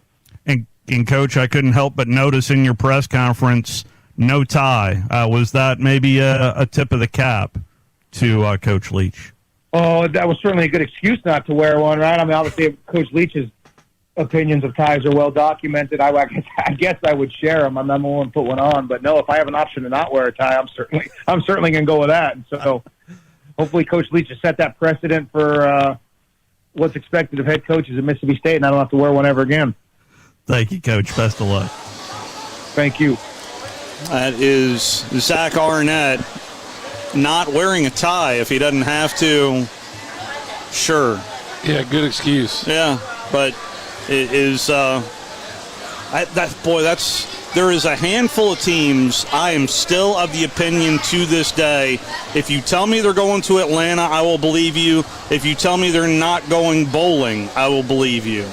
And that list to me, you tell me what you think. Arkansas, Texas A&M, Mississippi State, and Kentucky. If you tell me they're going to Atlanta, I could buy it. If you tell me they're not going bowling, I could buy it. I mean, it is. I don't know about Mississippi State going to it. There's a ton of experience, including a quarterback who has all that experience. Yeah, and how many games they win last year? They won the bowl game too. Yeah. So were they an 8-win team last year? I don't know, but there's a long way for Mississippi State to be going to the SEC's championship game, in my opinion. Just saying. I'm not saying Vanderbilt, okay? All right? Well, how many times has Mississippi State played in the SEC championship game? Was it one? Was it one? I don't even know if it's one. And what makes you think that they're going to be that much better this year than they were last year? Well, on the subject, I did have some notes. I mean, even you heard the coach say they have so many freshmen on the 2 deep. Yeah. I don't buy that. Now I can see Texas A&M if the quarterback showed out and they got some breaks here or there. Well, let's see here. Alabama and LSU have combined to play in the SEC championship game 21 of the 31 previous SEC championship games, and both are ranked in the top 5 of the AP poll this time around. Of course, we know who won the West last year, but it has been dominant by both Alabama and LSU out of the West. I mean, for so many seasons, though, it was who was going to win the Florida-Tennessee matchup out of the East was kind of the beast of the SEC back in the 90s. But this is the end of an era that we are about to embark on, and that is the end of divisions, the 32nd and final season of divisions before expanding to 16 teams here in the Southeastern Conference. But one rule in particular, Wes, that I don't think we've talked nearly enough about, and I asked Mark Stoops, the Kentucky head football coach. By the way, Kentucky opens up against Ball State, and that is the walkthrough rule of allowing to go through the walkthroughs.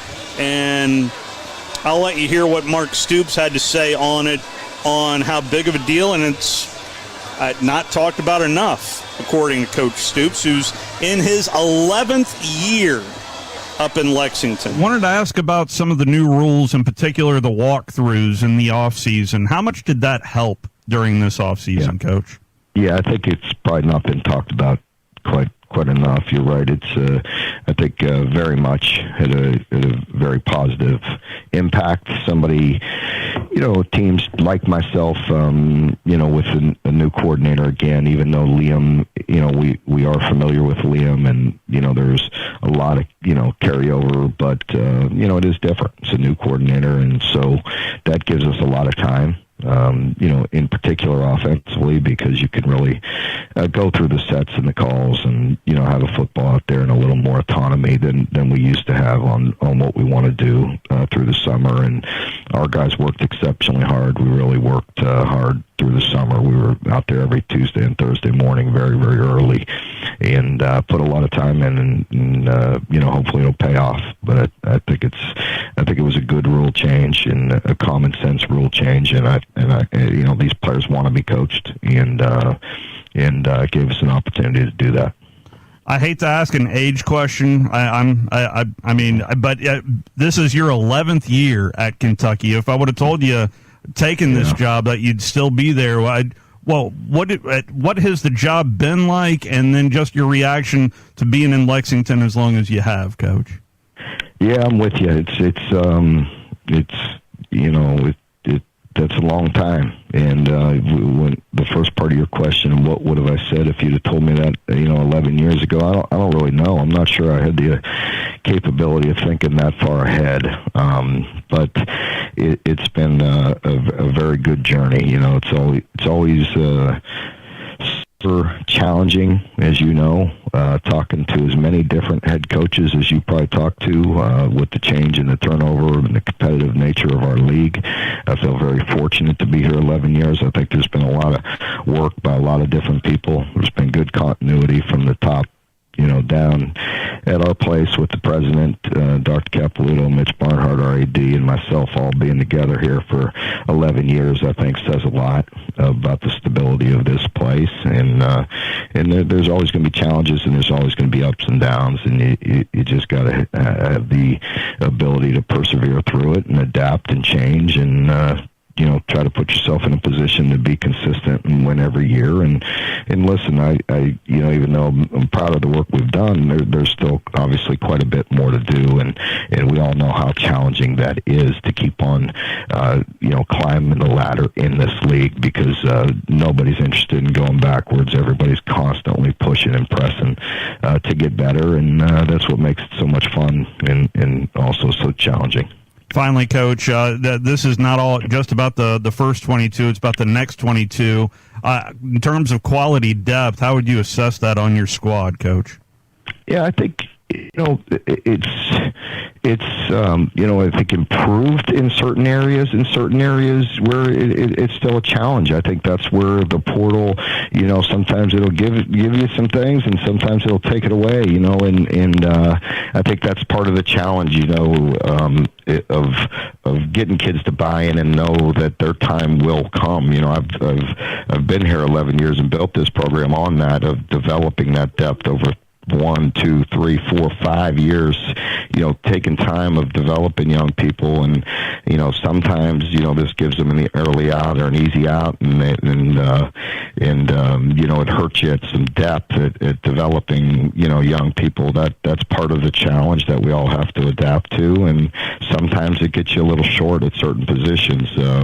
I feel good about this team, but, certainly we're challenged with depth at certain spots as well. Mark Stoops. Yeah, I just don't think Kentucky I think he's a great coach. I think he's a mediocre recruiter. But I don't think I don't see them having a chance to make it to the where they needed to make it. Well, one team that you did not disagree on was Texas A&M. They have New Mexico coming in this weekend. All I can think about is Appalachian State last year. I mean, I don't know about you, but all I can think about is Appalachian State. Yeah, it's bad. And listen, they had several bad, just horrible games. South Carolina game, had a break, guys allegedly doing drugs in the locker room after the game or before the game. That's allegedly. Yeah. So, but it's a bad situation. I don't think anybody can argue against that. It was a horrible situation. It was basically NIL gone wrong. The first example we've seen of it. I asked Coach Fisher, how much good on good do you do? How much good on good does Nick Saban do down in Tuscaloosa, you think? Well, they do a lot. I mean, I don't know how about in season. Yeah. I tell the story, 1961, Coach Bryant, who's the biggest taskmaster ever, tried to kill him forever. But after the first game in 1961, they never put on full pads. They never had a full pad practice for the whole year. They had 25 points scored on them that whole year. Of course, they won the national championship that year. So I think one of the biggest keys is when to know when to put on the gas and know when to take it off. And to me, that's very important.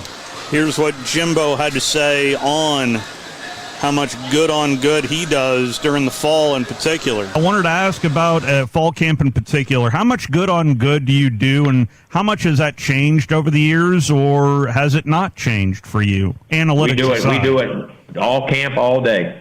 I mean, we're all good on good. I mean, in camp, in our preparation, even during the week of competition like this week, we do periods of inside runs, 7-on-7 passing, and team. We do good on good during the year, at least two days a week, a minimum. So that and then we do 2 minutes good on good, which we still, I believe that's the way you get better. We work on our opponents, but we still get the speed, the speed of the game and that, and the competitiveness, and that's the only way you're going against good people every day is the way you get better.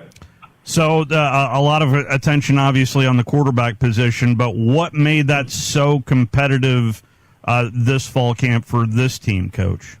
Well, I think you got two guys that know what they're doing. They're experienced in the offense. They know the offense, so they continually compete at each and every day. Both are very smart. Both are very competitive. Both have great physical skills, and they challenged each other.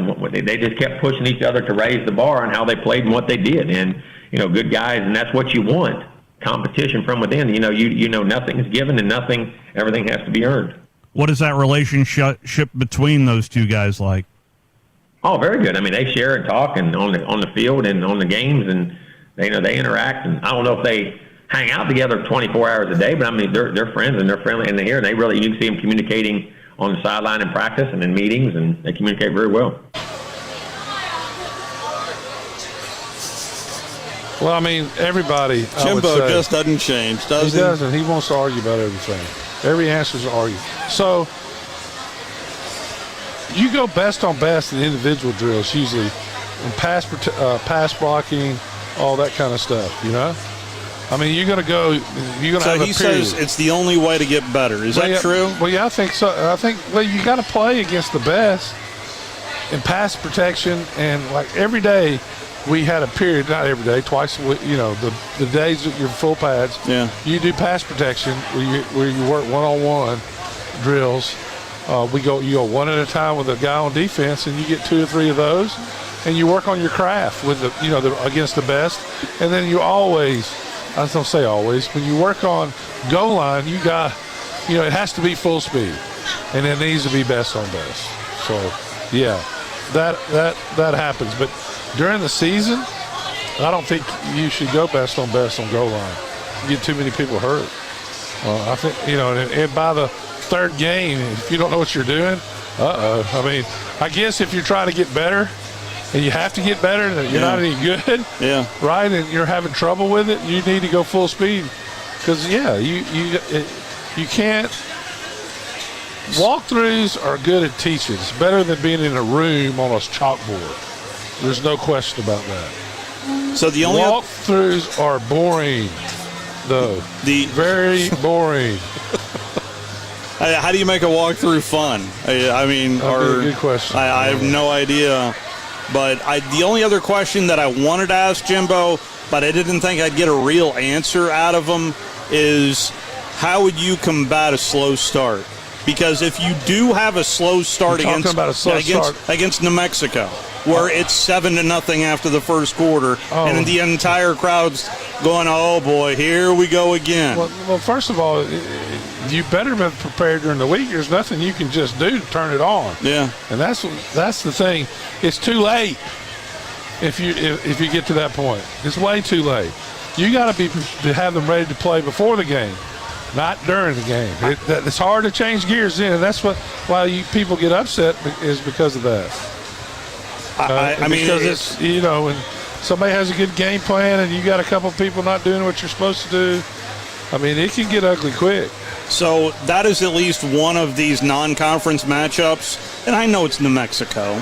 I realize that, but I am really intrigued of how Texas A&M looks, even against New Mexico. I'm not. New Mexico, I mean, come on, right? It's like all of a sudden Notre Dame's a contender. They beat Navy, right? I mean, they threw 4 touchdown passes, and the guy's going to win the Heisman Trophy. Is there any of these non-conference matchups that you're? Obviously LSU and Mississippi State, or LSU and Utah, Florida State. I think. Yeah. I heard Feinbaum today kind of poo-pooing on all of it. How about North Carolina, South Carolina? Yeah, to be some. I don't know if I'll watch it or how much I'll watch it. I'll watch the highlights of it. Drake May, Spencer Rattler, those are the quarterbacks. I would be very interested in it. Yeah.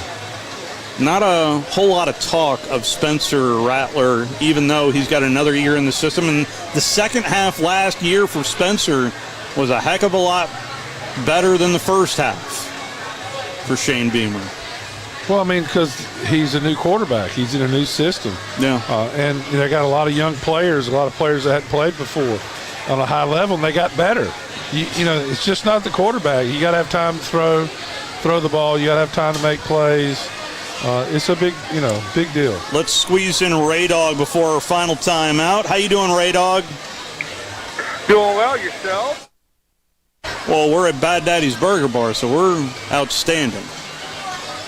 I'd say so. Couple of things, and then I want to question Wes about something he said. Okay.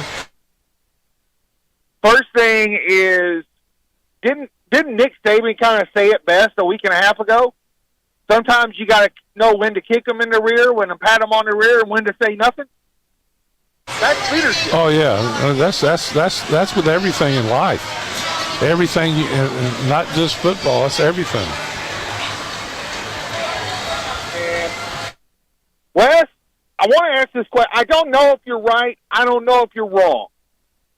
But is Mark Stoops a bad recruiter, or has Mark Stoops just maximize in today's college landscape the ability for Kentucky to be successful, and this is as good as it can be.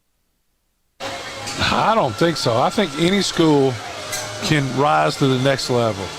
I don't think he's a bad recruiter.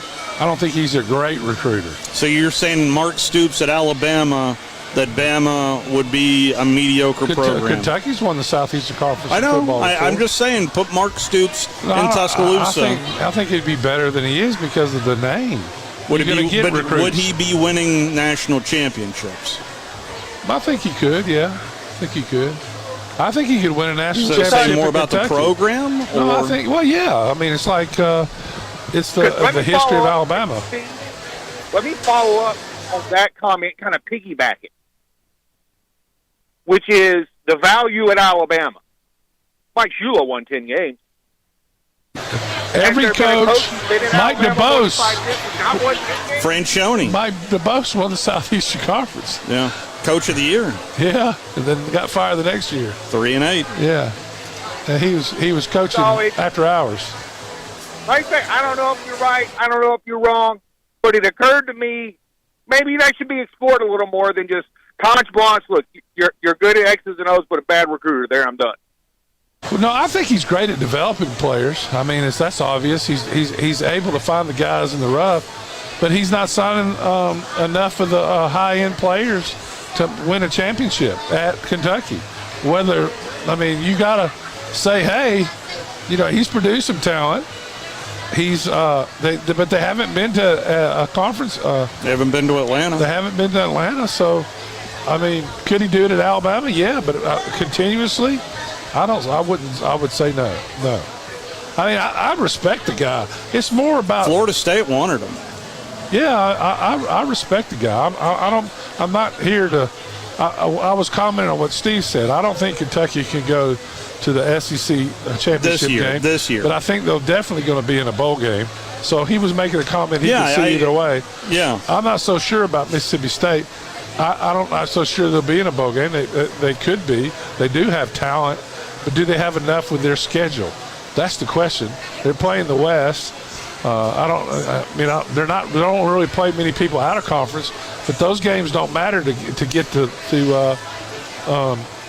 Atlanta. So, I'm not trying to be disrespectful to Coach Stoops because I respect him a lot. I just don't think he's an elite recruiter, and all you have to do is look at the recruiting rankings every year to see that. Ray Dog, we're right up against it. Anything else on your mind, sir? Nope. Have a good one, guys. Appreciate the phone call. Excellent phone call as well. Great from Ray Dog. I get it. I get what he's saying. Let's take our final time out. Final call for phone calls on this Wednesday edition of The Drive, live from Bad Daddy's Burger Bar. You're listening to The Drive with Wes Neighbors and Steve Moulton on 97.7 ESPN The Zone. Hi, my name is Dan Aldridge. I'm here to let you know about the Aldridge Law Firm and the soon-to-be-announced Legal Town Center. I've been practicing law in Alabama since 1984, and I also practice in Tennessee.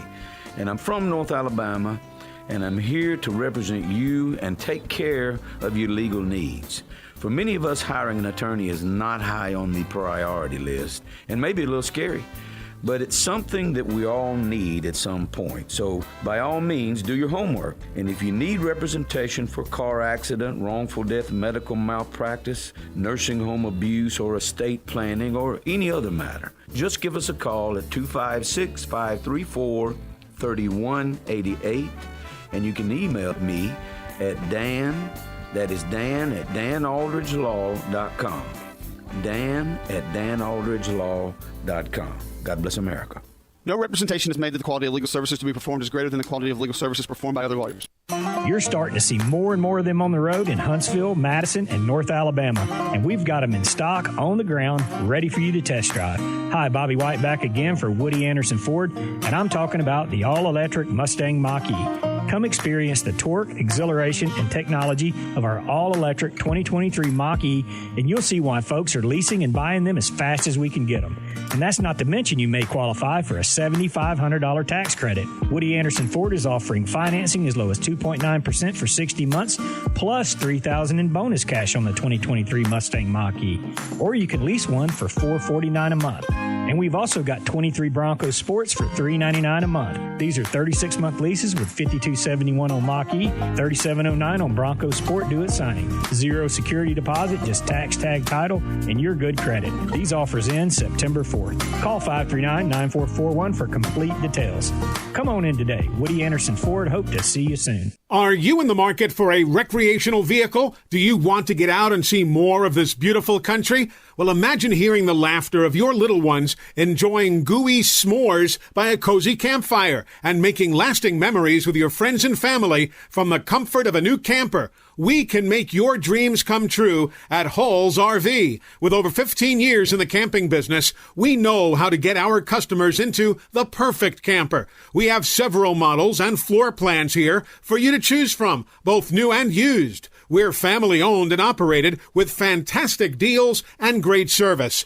Everyone wants to work with people they can trust, so come on down to Hall's RV and get the deal of a lifetime. We'll treat you right and get you on the road in the camper of your dreams. Visit us on Highway 431 in Albertville. Hall's RVs, where we sell fun. Or see us on the web at www.hallsrvsales.com. Have a drink at the Open Bottle, a copious selection of wine, spirits, and craft beer from around the world. They've got a full bar, wine by the glass, craft cocktails, premium bourbon, 48 specialty beers on tap, and a smart staff with hustle. There's an expansive, comfortable patio with a brand new performance stage and live music every night from local artists like Lamont Landers, Rob Aldridge, and James Irvin. There's space for your next celebration or corporate event. The Open Bottle on Highway 72 near Slaughter Road intersection in Madison.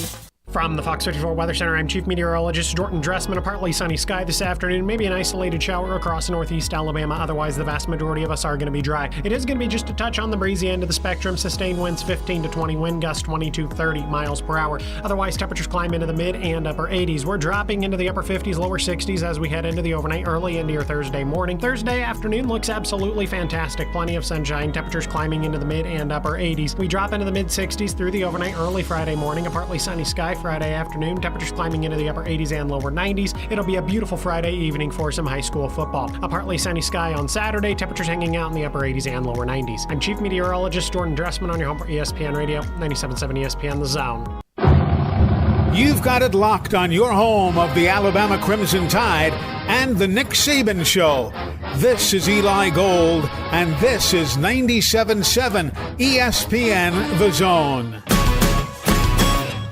Closing time, open all the doors and let you out into the world. Closing time, turn all of the lights on over every boy and every girl. I wanted to close with this story, and a big thank you to Bad Daddy's Burger Bar for hosting us. So, this past Friday, Wes, was the first high school weekend, and I heard several times coming back from Tuscumbia, Thom Abraham taking shots at the Buckhorn band. Why aren't they? The mascot's wearing his or her suit, so the better band, as I said yesterday, better him than me. So the band started taking shots on social media to Thom Abraham. Well, Thom, with courtesy of Scott Tyson, our morning show co-host, had the idea of raising money, I think for uniforms or just raising money. No, just money for the band. Just money for the band. Well, Thom Abraham took the baton. Does this make him a flag bearer, or I think he ought to be. That'd be a good job for Thom. The pregame, because he does. Of course, he does the play-by-play for Buckhorn. So they raised nearly $2,000 today for the Buckhorn band. So do you know what this means? That this radio station, as well as the Thom Abraham show, is going to be on their trailer that we are going to have the logo on the Buckhorn Band trailer. You can still donate if you'd like. It is on our social media outlets. That is just so they raised $2,000. That is just fantastic. And Thom gave the first 100. Yeah. And when they went off the air, he said he was going to give the second 100. So to make it, he's getting it to 2,000 though, no matter what. I just caught the end of it, and I was like, uh-oh, what did he do now? Such a cool story. It is really raising. When you, sometimes you say stuff on the radio in the spur of the moment. That you takes on a life of its own. Yeah, well, in their brain, you think, oops, I should have said that. So right? thank you out there to all of you listeners that listen to us, support us. Just know that when you see that decal on the trailer, that you're part of that as well. We're gold level donors for the Buckhorn High School Band. Yeah, and it just it all started last Friday with Thom taking shots at the Buckhorn Band. We'll have more high school football for you tomorrow. I'll be on the play-by-play call. Scott Tyson will be roaming the sidelines for Madison County and Lee. Well, I think Thom ought to have to put on a band uniform and call the game next time. That's what I think really should happen. Well, we'll see whether or not where is Buckhorn this year? Buckhorn is at Helena this Friday. Or Helena. Helena, I got you. No, it's Helena. I got you. We're going to talk some Army football on the other side. Crawdaddy, a 10 hut. You are next. Get them, boys. That's right, the spread formation. Get ready.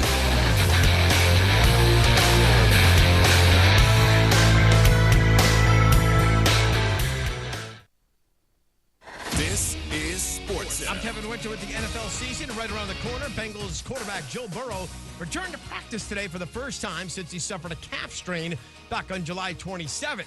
During the session that was open to the media, Burrow participated in all throwing drills and with the team's backups. He missed the last 6 weeks recovering from the injury, and